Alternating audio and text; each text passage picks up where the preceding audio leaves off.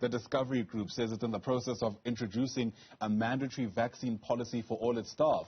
In fact, the group made that announcement as it released its annual financial results for the year ended June 2021.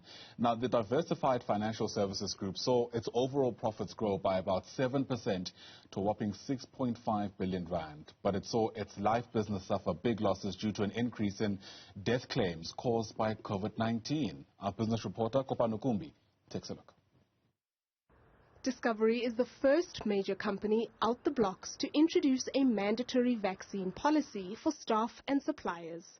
In a move that is sure to ruffle some feathers, the implementation of this policy is set to begin in January next year.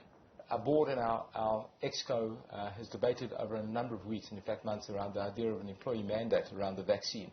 And we have announced yesterday to our leadership team, we're rolling it out today and in the next number of weeks, the intention to have an employee mandate from 1 January 2022 around the vaccine.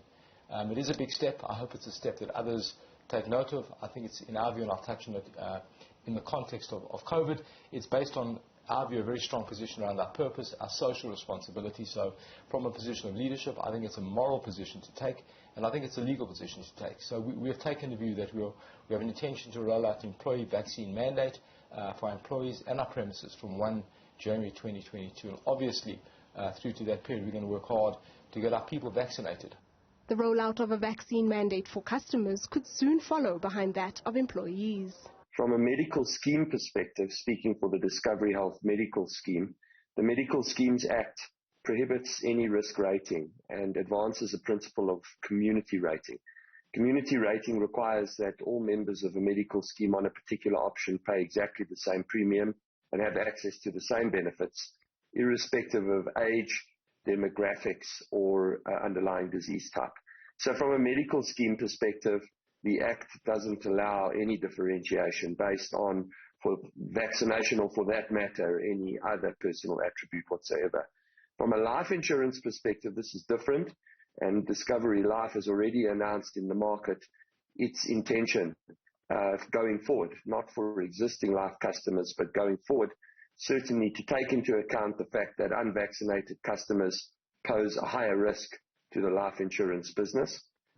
The financial services group has managed to grow its profits overall, despite the higher death claim as a result of COVID-19. According to one analyst, this is due to the kind of client Discovery attracts.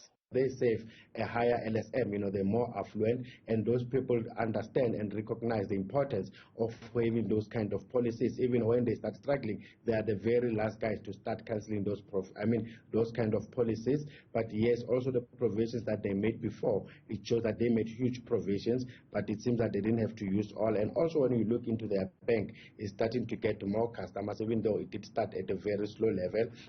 The conversation about vaccine passports and mandatory vaccines has already begun, and many believe that the legality of it will eventually be adjudicated through the courts. For Newzroom Afrika on Channel 405, I am Kopano Gumbi in Johannesburg.